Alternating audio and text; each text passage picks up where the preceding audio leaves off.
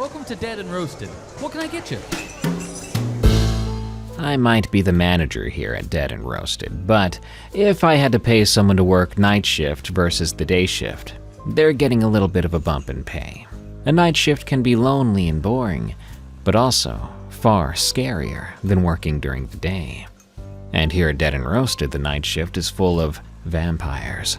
Yeah, we rent the upper floor to vampires, and during the night they come rushing in for coffee.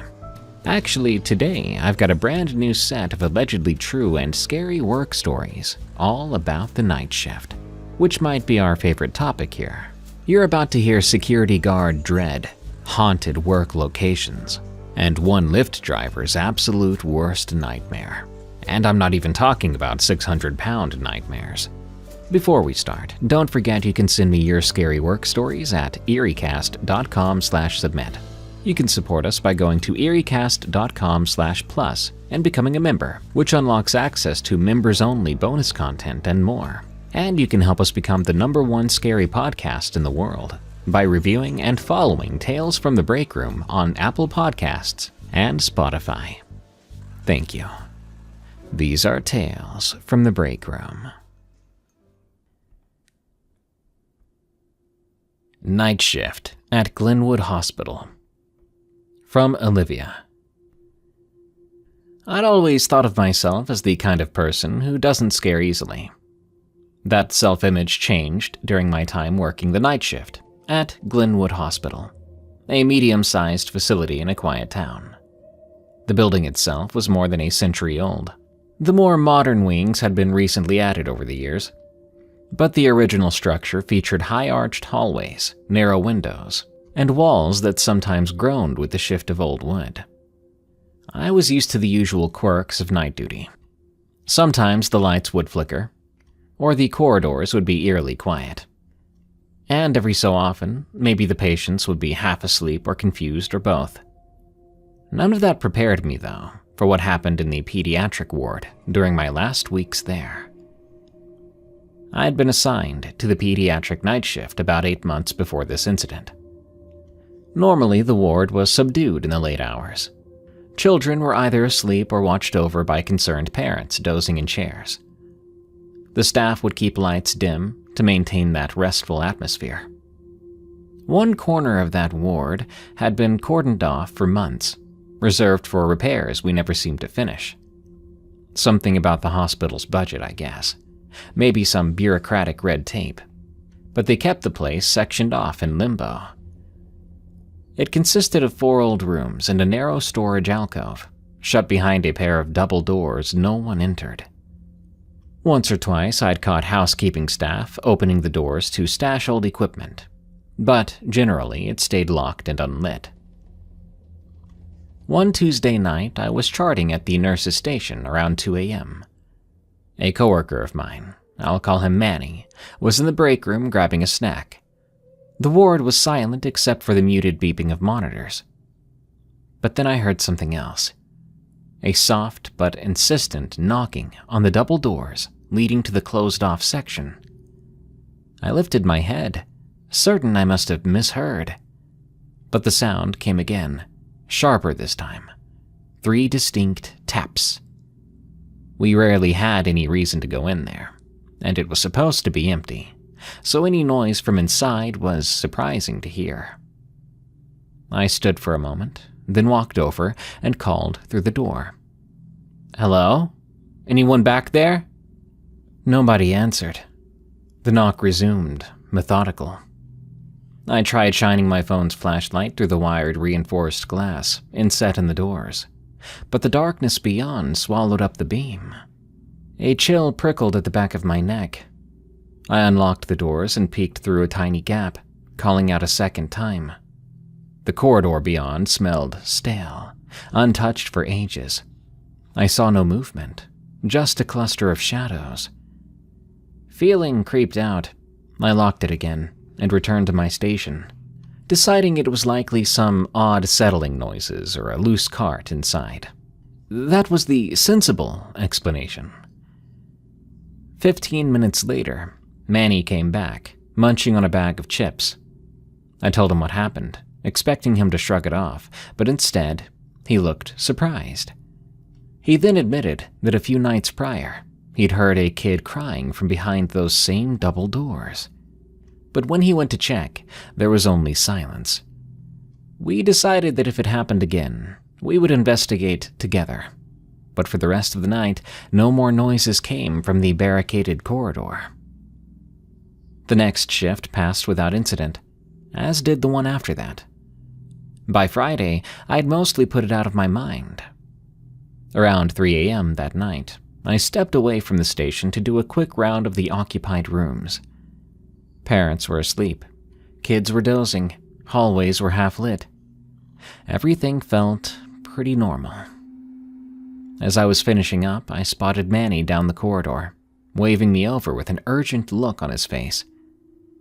When I came close enough, he whispered that he'd heard faint giggling near the double doors again and went to investigate. This time the doors were unlocked, when he was certain that he had locked them up not an hour ago. I remember audibly gulping then. We looked at each other like, we're gonna have to check this out together, huh? Manny gently pushed the doors open and I followed him, holding my phone flashlight. The corridor ahead was dark. I could see dust drifting through the beam of my flashlight. The air was cold enough to raise goosebumps on my arms, or maybe it was just the atmosphere. We stepped forward, walking past the first 2 empty rooms, which had torn wallpaper and taped-up windows. As Manny swung his flashlight around, I glimpsed a child's wheelchair in the corner, one that I didn't recall seeing before. The seat and headrest looked brand new, completely out of place amid the abandoned atmosphere. Then I heard a giggle. It was soft and playful, echoing from the far end of the hallway, near the storage alcove. I nearly choked on my own breath. "Who's there?" Manny whisper-shouted. We continued to go forward. The hallway ended in a small nook where battered storage carts were left, collecting dust. But I didn't see anyone. The closet door was ajar, though. Manny carefully swung it open. The closet was lined with metal shelves jammed with ancient boxes of supplies. Nothing about it really seemed out of place, except for a single shoe, a little black Mary Jane placed in the middle of the floor. And, just like the wheelchair, it looked brand new. Manny picked up the shoe and turned it over. Then he looked at me and frowned. Its inside label was pristine, not a scuff mark in sight. We knew the entire floor's pediatric patients. None of them had lost a shoe that looked like this. Then, suddenly, a breeze blew by us, impossibly cold. It seemed to rush through the closet. It gave me a chill. Manny was startled, and he dropped the shoe. I felt nauseous by then. The two of us stepped back, and we decided we were done. We locked up the alcove, and we left that corridor, double-locking the doors again. We would just alert maintenance in the morning that something was off back there. Later that night in bed, I stayed awake a little longer, thinking about things. My rational mind was insisting we must have stumbled upon old equipment or items housekeeping left behind, maybe a mislaid wheelchair or something. But that giggle and the chill and the shoe suggested something else, something that didn't align with any normal hospital logistics. Over the next few nights, Manny and I avoided that part of the ward. We did hear sounds still, footsteps and I swear laughter at one point. So we kept away. We focused on our patient responsibilities, hoping if we didn't pay attention to it, it would leave us be. Apparently, that's not how it worked, because instead, it seemed to get worse. One night, the monitors in the pediatric room started to flicker. The electronics read bizarre data or abruptly reset to factory settings. The staff had to spend hours recalibrating things. This is a hospital. That kind of stuff can't be malfunctioning, because it could get dangerous. Tech support claimed the hospital's old wiring was causing surges, but between me and Manny, he had a more paranormal explanation for it. The next night, a father of a young boy with appendicitis asked me if we kept toy balls in the hallway, because he saw a small ball rolling on its own past his door. I told him no, the kids didn't typically have free-floating toys out in the corridors. He looked freaked out. Finally, Manny and I planned to go in again, more thoroughly. In fact, he brought a huge actual flashlight, not just a phone flashlight. So one Saturday, after management had brushed off our maintenance requests as not a priority, we went back in. The idea was we would quickly inspect each empty room in the closed corridor, document anything unusual, and leave. If we found some sign of trespassers or animals, we'd show the evidence to the hospital administration. If we found something else, well, we'd cross that bridge, you know. Just after midnight, we made our move. The ward was quiet. Our few patients were stable, and the on-call doctor was napping in his office. We snuck to the double doors, discovering to our dismay that they were already unlocked again. The corridor was dimly lit by emergency exit signs, giving us at least some faint visibility. The first room. There were battered stretchers, a broken lamp, peeling paint, no signs of footprints or people. Second room, a rusted bed frame, a curtain rod lying on the floor, stains on the walls that might have been water damage. So far, so good, I guessed. When we reached the third room, Manny froze. I peered around him and saw something. Reflecting the bright flashlight, there was that child's wheelchair again. It stood in the center of the room now. A swirl of dust hung in the air around it, enough to make me think someone had been moving around only moments ago. I stepped into the room. The wheelchair's vinyl seat had a cushion, and on that cushion sat the missing shoe. I nearly dropped my phone. That wasn't where we had left the shoe. I heard Manny mutter a curse. We heard a scratching noise and realized it was coming from the far wall, partially stripped of plaster. It sounded like nails scraping across the exposed wood. Manny pointed the light, but we saw only the wall, chipped and dusty. But I swear we saw something scuttle from behind a corner then, too fast to see clearly, but definitely small and hunched over. It rapidly disappeared through the door into the fourth room. Instinctively, we both shouted, "Hey!" and rushed after it. The fourth room turned out to be the darkest, with a large boarded-up window. As we entered, Manny's light flickered, then died altogether. I remember him muttering something about brand new batteries, so all we had now was my phone's flashlight. We scoured the room. There was an abandoned IV stand tipped over on its side, and a single painting hung crookedly, a childish watercolor of a meadow. The scuttling thing we saw before was nowhere to be seen. For a moment, I swear I heard more giggling again, very faint if it was there. Despite the stillness, and now mostly quiet, the sense of a presence being with us was overwhelming. When the watercolor painting fell off the wall, I nearly died of a heart attack. Manny screamed like a little kid. We turned around and saw nothing else moving. After a few seconds, I walked over to the painting to pick it up, but then Manny said, "I think we should just leave." He was shaken up. I didn't argue with him. We hurried out of the room, through the corridor, past the wheelchair and shoe, and out the double doors. Manny locked them up again. Then we both ran back to the nurse's station. The following day, we did officially report what we'd experienced, possibly sighting a trespasser, safety concerns, weird noises. But we didn't make anything sound supernatural, just objective facts. A few days later, we learned that a small crew had been assigned to clear out that old section for good. Manny and I could finally breathe freely again. We thought that would be the end of it. I transferred to a different unit the following week, so I never did see the outcome firsthand. But Manny did text me about a month after that, saying, "They emptied the corridor, found random old gear. Maintenance sealed it off for good, too. Sometimes, though, I swear I hear a laugh still.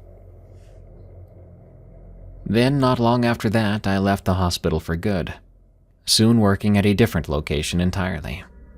I'm not going to sit here and tell you I know exactly what's going on with that hospital, but I do completely believe it's not just faulty wiring. I think there's some sort of entity there, or maybe a sort of conscious or subconscious collection of children's pain. I mean, that ward has seen children come and go. Sometimes the ones that leave aren't always the lucky ones. Reality is harsh that way. The Grocery Shenanigans, from Hank L. The grocery store I work at is not a big box chain place. It's a family-run store in an older section of our town, one that used to bustle decades ago, but modern times are really starting to catch up. By the time I was hired, foot traffic at the place had dwindled, especially at night, but they still kept the place open 24 hours. We usually had just a skeleton crew.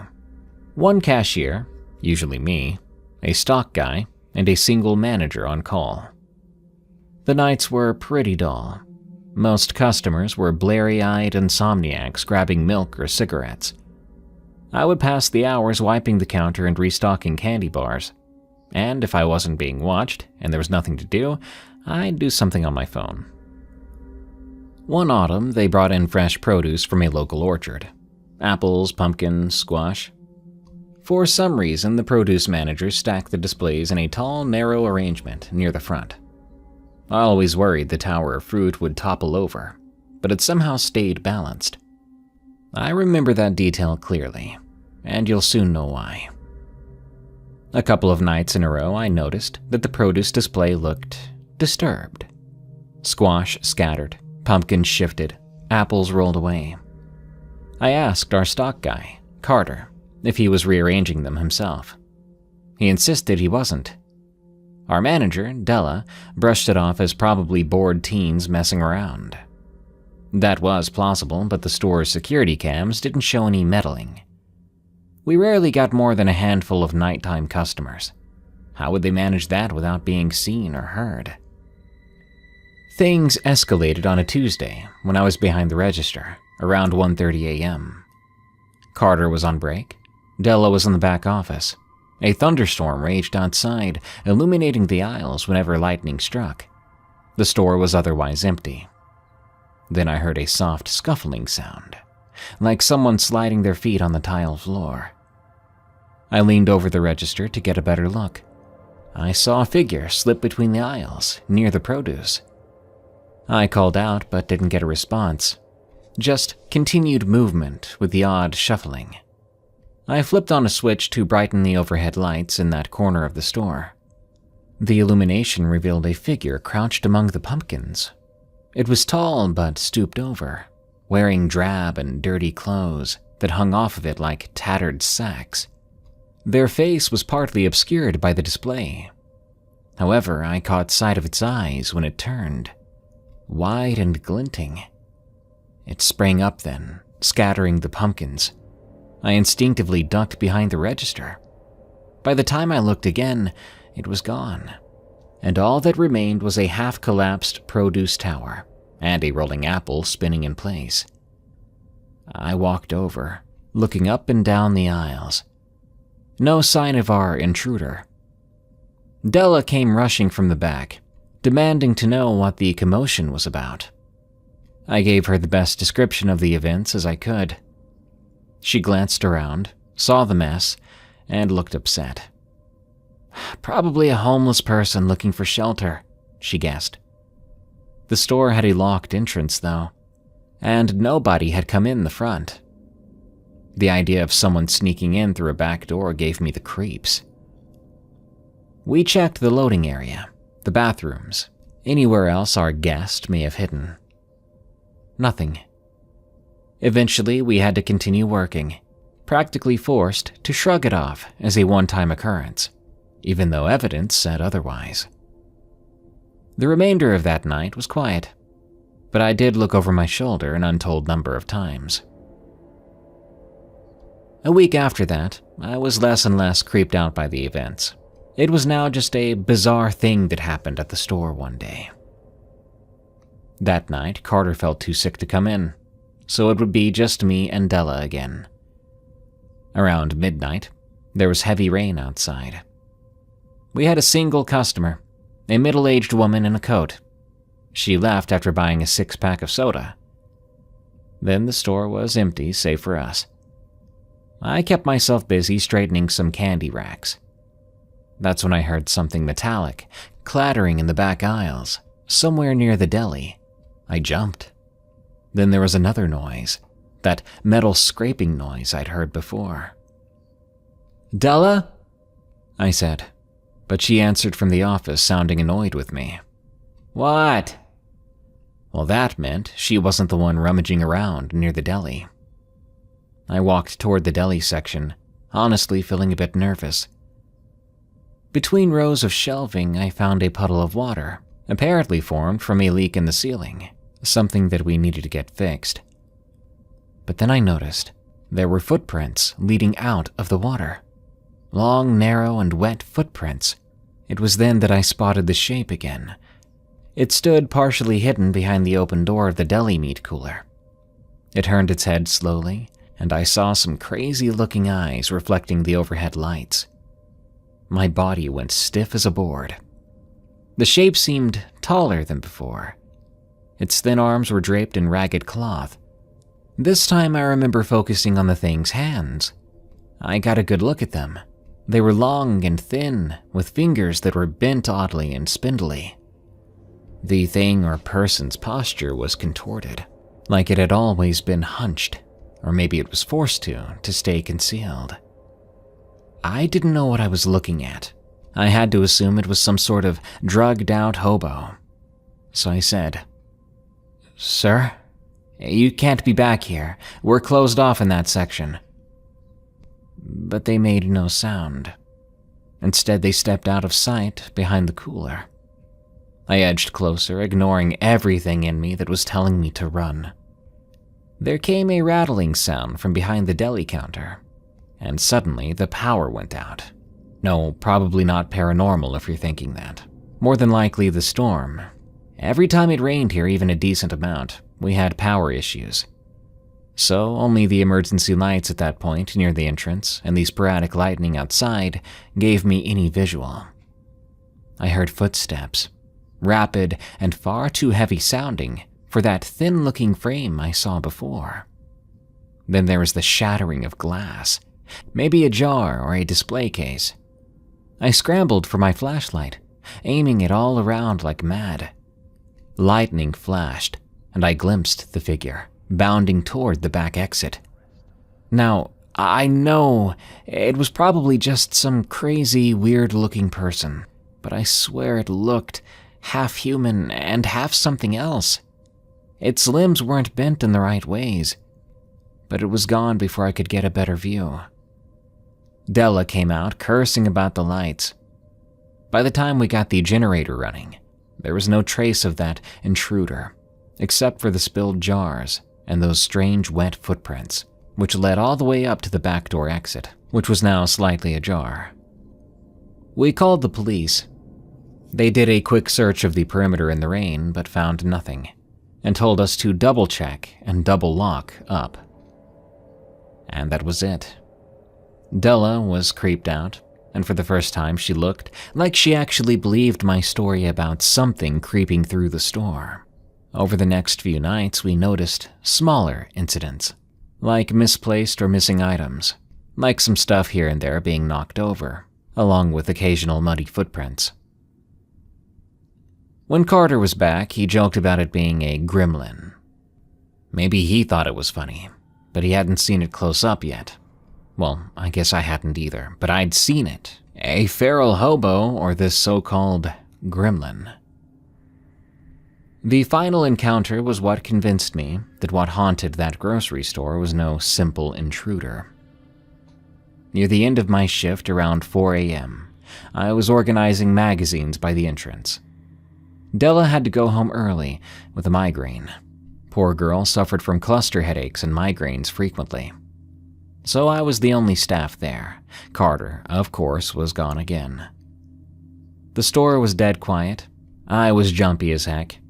Rain was dripping from the gutters outside. Yes, it rains a lot here. Out of nowhere, the motion-activated lights in aisle 7 switched on. Someone had walked past. I was nowhere near there, so it couldn't have been me. I tried to remain calm, but my hands were starting to shake. I had to go that way, just to check it out.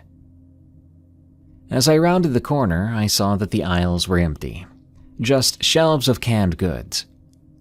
The lights in aisle 8 then flickered on. That feeling of dread in me continued to rise. Every second that passed, I felt less and less alone, and I didn't think it was a customer.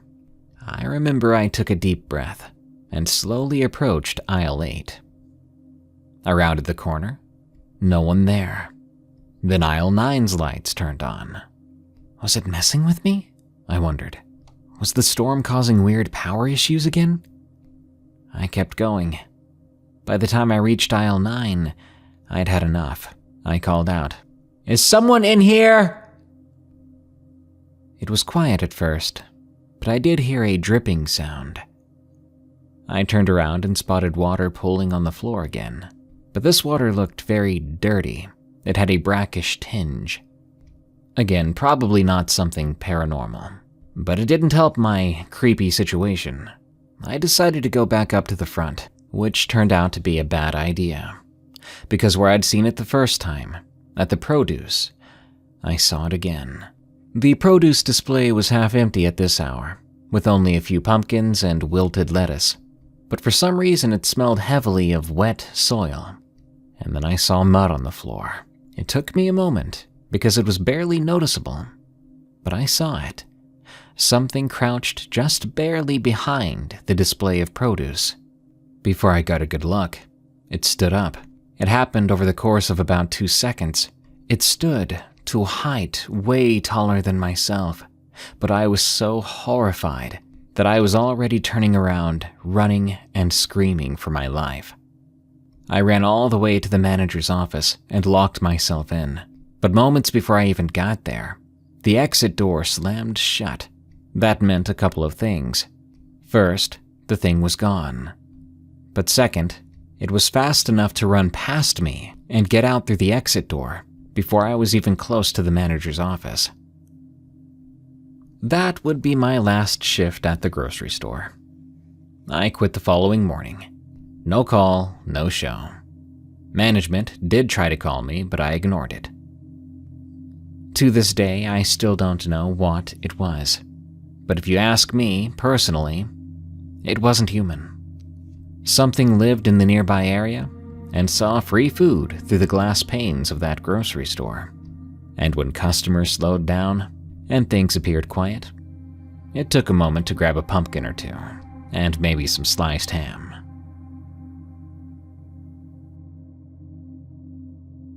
The Smoke Break, from Bobby. Back in 2017, my dad forced me out of the house when I was just 17. He'd remarried, and his new wife had no interest in having a teenage stepson around. There wasn't a big fight or anything dramatic. He simply handed me some cash and told me to figure things out on my own.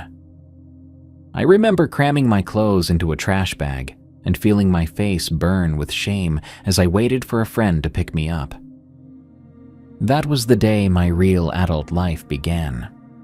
For the next year, I scraped by on part-time jobs, stocking shelves at a grocery store, washing dishes in a dingy restaurant, you name it. I managed to finish high school in a cramped studio apartment with no real support.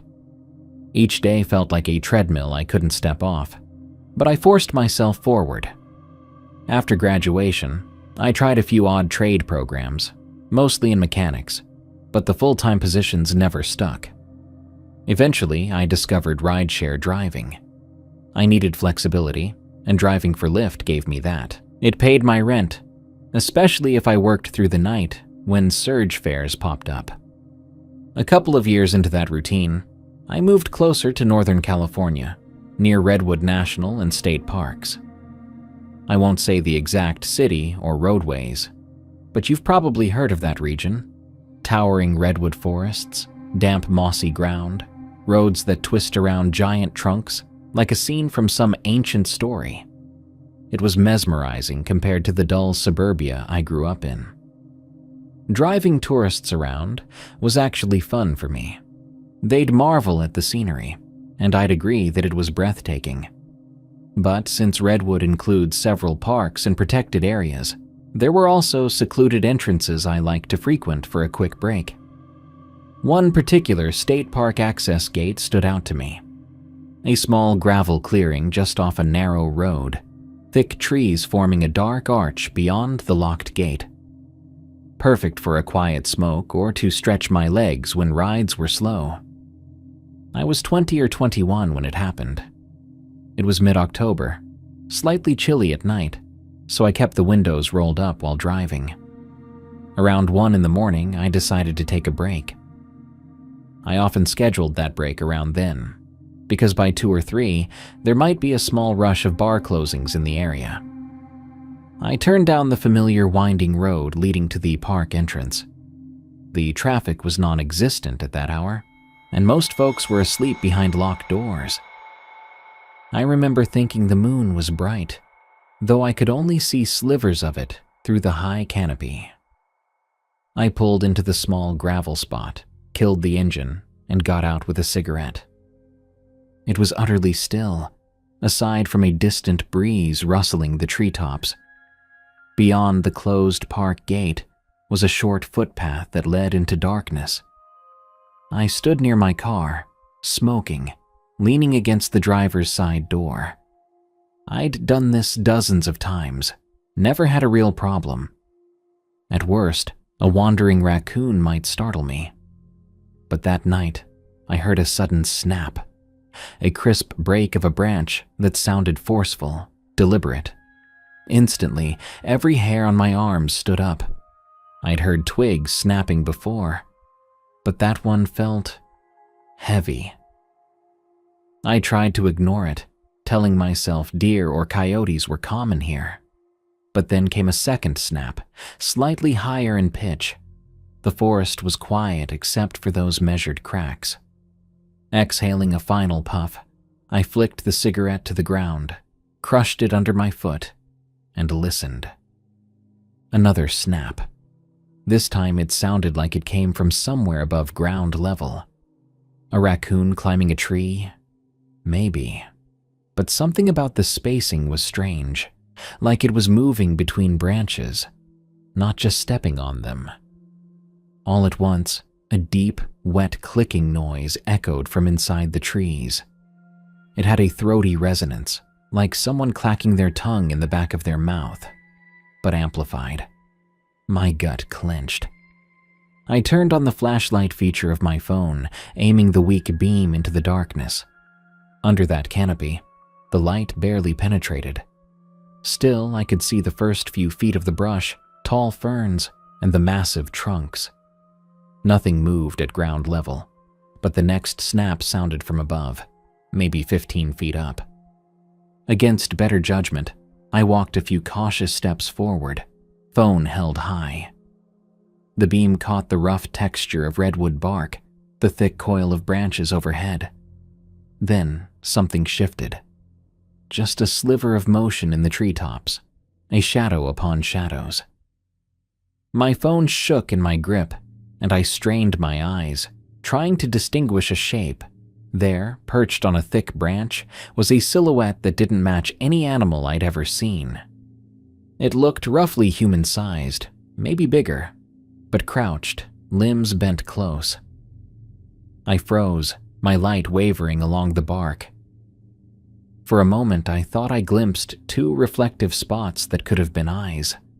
Black, oily eyes that stared straight back at me. My lungs tightened. I wanted to run, but my legs seemed glued to the spot. The shape on the branch cocked its head, and a new series of clicks, louder, more insistent, echoed. My phone beam flickered across what might have been its arm or a leg. It was so fast and fluid. Then it leaned forward, and I heard the creaking of wood as if it shifted its weight. I stumbled backward, heart racing. The moment I moved, it skittered along the branch, silent but for a scuttling friction on the bark. A surge of panic finally set me in motion. I turned and bolted back toward my car. Twigs and gravel crunched beneath my feet in a frenzied scramble. My ears strained for any sign of pursuit, but all I registered was a high, almost guttural clicking that sounded closer now. Then the tree line behind me exploded with a loud crack like a trunk splitting. Glancing back, I saw the silhouette in a blur, climbing or leaping from one tree to another. The movement was impossibly swift. I yanked open the driver's door, half diving onto the seat. My hands shook as I jammed the key into the ignition. The car took a second to turn over, felt like an eternity.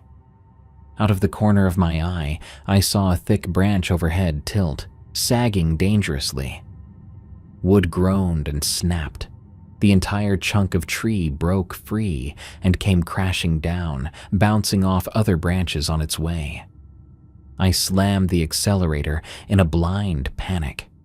The branch smashed down onto the gravel, part of it smashing into my trunk with a brutal impact. My rear window cracked in a spiderweb pattern, and I heard the trunk crumple. Wheels screeching, I careened out of that spot, practically fishtailing onto the narrow road. In the rearview mirror, all I saw was darkness and a massive piece of broken branch lying across the clearing. A fleeting shape moved in the upper canopy, though I could barely make it out through the shattered glass. My pulse roared in my ears, and I gripped the wheel so tight my knuckles turned white. Once I reached a main road, I forced myself to slow down, heart still hammering. I kept checking the mirror as if expecting that creature to burst from the trees, chasing me at impossible speeds. That's how jumpy I was. Eventually, I spotted the lights of a late-night gas station. Under the lights, I got out and saw the damage. Bark chips clinging to my trunk, a huge dent near the rear windshield, glass cracks. I couldn't wrap my head around how close I'd come to being pinned under that branch. If I'd hesitated even 10 seconds more, I might not have made it out. I spent the rest of the night at home, staring at the ceiling. My mind wouldn't stop replaying that silhouette, those black eyes that seemed to reflect my phone's light, and the clicking, like a predatory language I wasn't meant to hear. My phone had no footage of it, just one blurry photo I must have taken on accident. A swirl of leaves and half my shoe, as if captured mid-run. No sign of the thing in the trees. Over the next few days, I tried to come up with a rational explanation. A bear maybe, though black bears aren't common in that exact area, and they sure don't climb with such eerie grace. A cougar could climb, but cougars don't normally make a rapid clicking noise, and they don't usually try to drop branches onto cars. Maybe it was a diseased, starving creature, or some local weirdo who lived out there. Yet the shape was too strange, too agile, and the eyes too reflective. I kept driving for Lyft, of course. I had no choice, but I never took my brakes in that spot again. Whenever I neared the park or dropped a passenger off near the forest, I felt an unpleasant chill. If they wanted me to wait for them, I politely refused. I didn't mention a creature or a chase, I just said I was in a hurry. Sometimes, driving by those towering redwoods, I'd catch myself peering upward through the windshield, scanning the branches even at midday. One evening, I encountered a park ranger at a local diner. I gathered my courage to ask if he'd seen anything unusual. He spoke of bears, bobcats, mountain lions. None of it matched what I saw. I mentioned weird clicking noises, and he gave a half smile, insisting cougars sometimes made odd calls. But the conversation fizzled when he noticed my unease. He didn't sound like he believed in anything beyond normal forest wildlife. I can't say I believe any folklore, legend, or myth that could explain it, but I can't ignore what I experienced.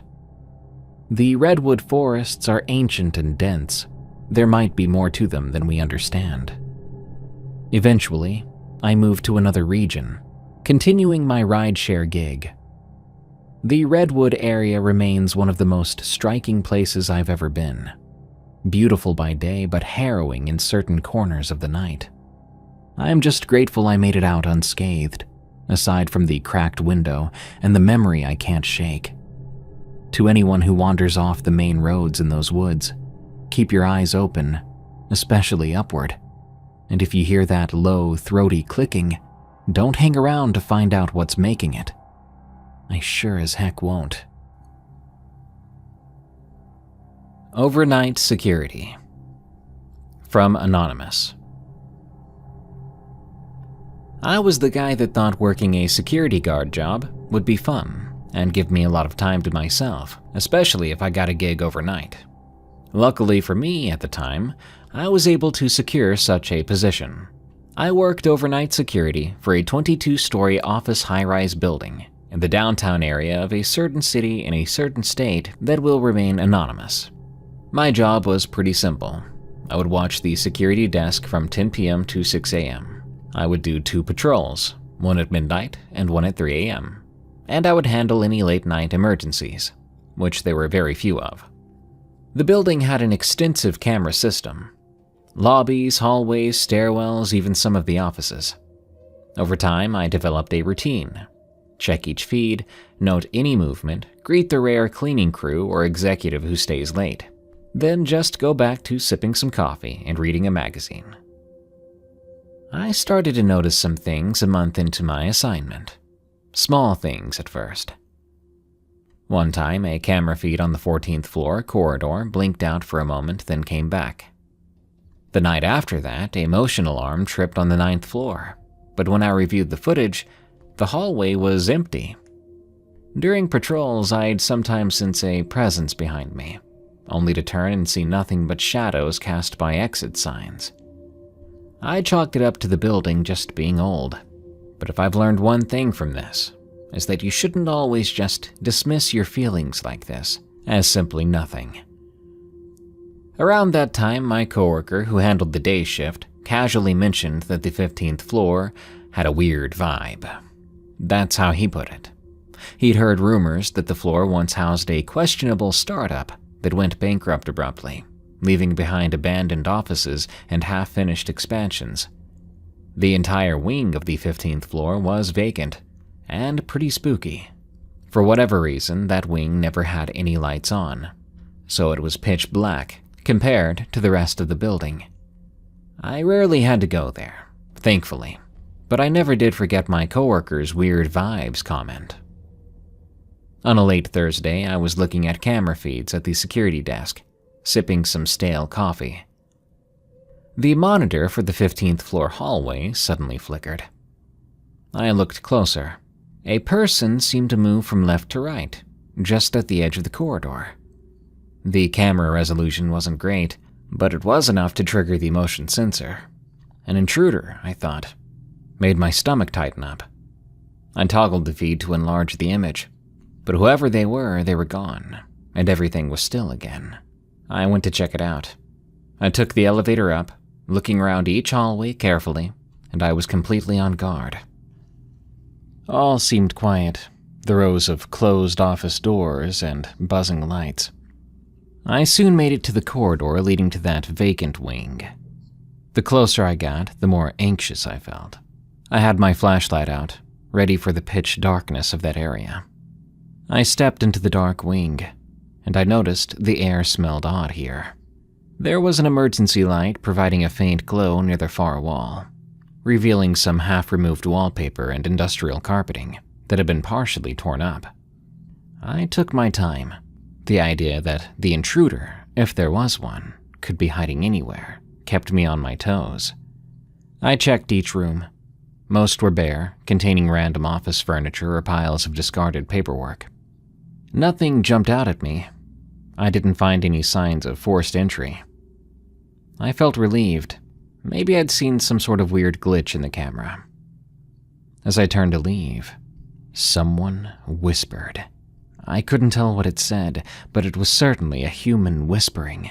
I felt goosebumps all over me, and I jumped and turned in an instant. I called out at the same time. "Hello?" The sound had no clear direction, or maybe it happened so fast I didn't get a chance to tell. I took a deep breath and said, "Security, you shouldn't be in here." Everything was quiet. I began to back away, craving to be back in the light, but I stopped again when I heard sobbing. I had a thought at that moment that's funny when I look back on it, but the thought was, are you freaking kidding me? Strange figures, whispers in the dark. Of course something would start sobbing in the dark. I could tell where this sound was coming from, since it was continuous. It led me to a corner office where half the door was missing. Inside was somehow darker than dark. I pushed the remains of the door open. Inside, there were papers all over the floor, a broken swivel chair on its side. The sobbing was clearer now. Whoever was crying, they were in here. I took another step, and as if someone had flicked a switch, everything went quiet. The sobbing stopped.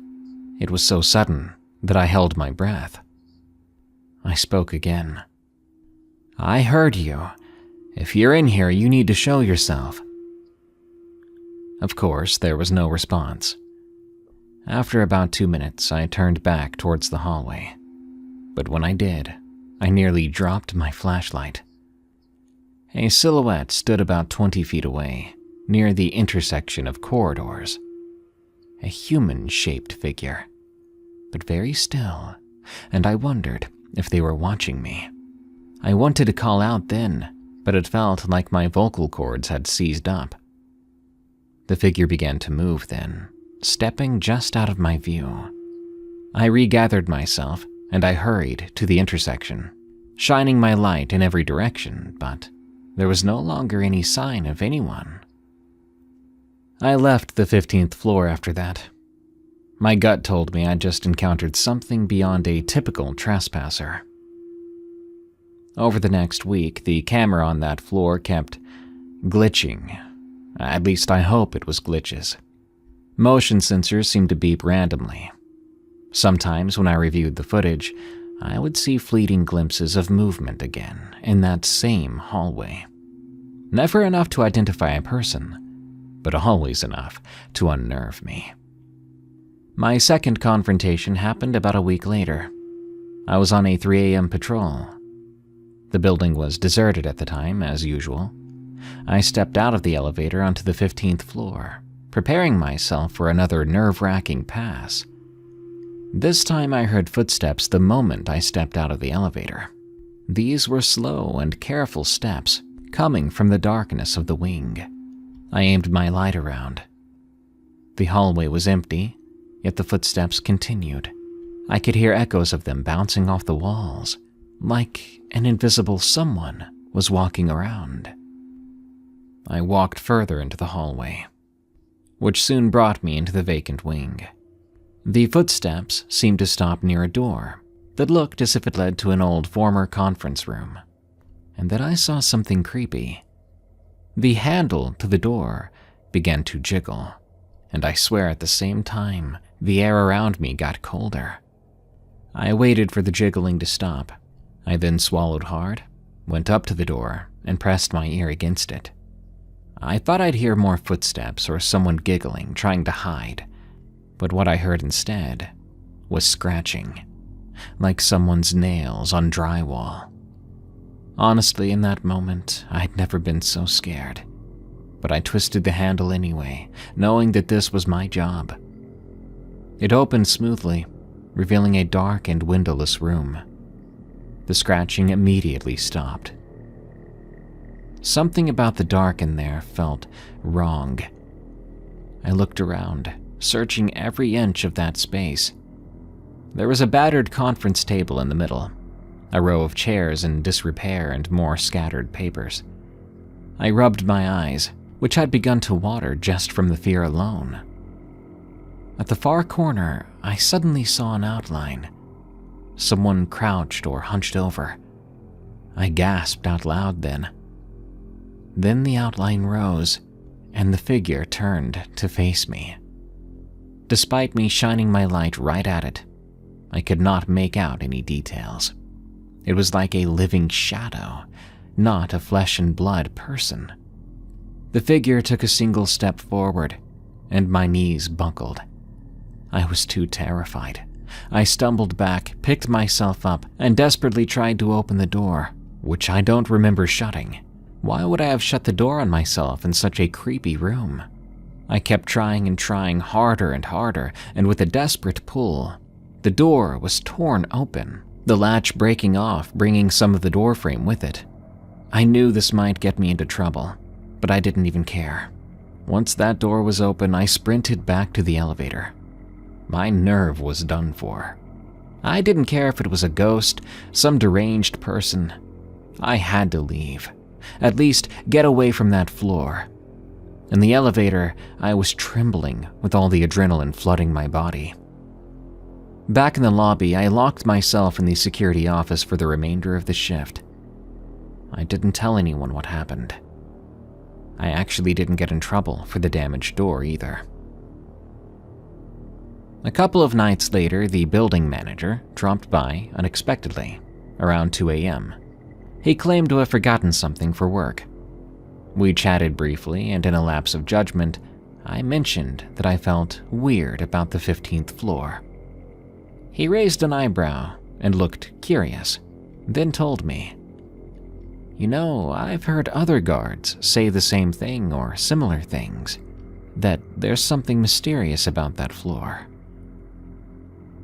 He didn't elaborate, and I didn't ask. He just gave me a nod that seemed loaded with unspoken understanding. Later that same night, camera 15 flickered again. I checked the monitor. I saw a door opening in the hallway, one that led to the final corner office. Then it shut by itself, because of course it did. The motion sensor beeped. My fingers shook as I watched. I kept debating in my head if I should go investigate or leave it alone. Ultimately, I decided to ignore it this time. I just couldn't do it again, at least not this soon. But apparently fate had other plans, because around 4, a fire alarm went off, specifically indicating the 15th floor. I cursed out loud. Building protocol demanded I check it out in person. I radioed for the fire department, but I had to confirm if there was an actual fire first, and if there was, I had to make sure there was no one left in there. I took the elevator up. My mind was really beating me up then, telling me how stupid I was to even consider going back to the 15th floor. When the elevator opened up, there was no smoke, which was a small blessing. I forced myself to hurry down the hallway, looking for any signs of a fire, but so far there were none. When I got to the vacant wing, the alarm lights were flashing on half-demolished walls. Stressed out, I started to grind my teeth, a habit I've always had and struggled with. I followed the signage to the control panel. The entire floor was suffused with that pulsing red glow again, making the shadows flicker ominously. When I got to the alarm panel, I found it ripped open. Wires dangled, like someone had forcibly yanked them. A shrieking beep echoed from further down the hallway, perhaps another panel. Over the cacophony, there was a distinct whisper. Not words, more like a hush, and I tried to ignore it, telling myself I was hearing things due to the already blaring sounds around me. But then something shot past the end of the hallway. A figure crossing from one room to another. My breath caught in my throat. I stood there only for a moment before I said literally out loud, "I'm not doing this." and noped it right back to the elevator. A few minutes after I got back in the lobby, the fire department showed up. They have to come even if they haven't had word from me yet. I let them know there was no sign of a fire, but that the panels had been damaged by someone. They went up, reset and repaired the system, confused about the tampering as well. They even did their own sweep up there, and didn't find any trace of a trespasser. Officially, they said it was just an alarm malfunction. But what kind of malfunction causes multiple panels to just burst? Out of fear of having to go back to the 15th floor, I decided to turn in my 2 weeks' notice. And for those 2 weeks, I did not go back to the 15th floor, no matter what I heard, no matter what I saw. I have no definitive explanation. Ghost, residual energy, something else that flourished in that neglected environment. But I do know a building like that is quite big, and all those labyrinthian hallways can conceal pretty much anything it wants. All it takes is a camera glitch or a flickering light, and your illusion of safety and normalcy can crumble. Working at a place like that, having a job like that, can make you go from a skeptic to a regular shaggy Norville Rogers. I don't even work security anymore. Too scared to do so. And I don't know about you, but I'd rather have a peaceful job that lets me sleep at night, rather than lying awake and wondering what kind of world we live in and what things lurk in the dark. As I was narrating these stories, I kept wondering, would you be willing to get fired from your job because you refuse to go to a certain place in your building that is very clearly haunted? I'd be handing my name tag right to the ghost. If they want to be jerks about it, they can just do my shift for me. I'll go home and be a telemarketer or something. That brings us to the end of this episode of Tales from the Break Room. I hope you enjoyed our stories. Let me know what scary work story topics you want to hear next. If you're on Spotify, don't forget you can comment below now. Support us by becoming a member at eriecast.com/plus, which unlocks exclusive access to members-only content and more. Send us your story at eriecast.com/plus and help us become the #1 scary podcast in the world by reviewing and following Tales from the Break Room on Spotify and Apple Podcasts. Thank you. Now it's time for me to clock out, but I'll be back because Daddy needs that overtime pay.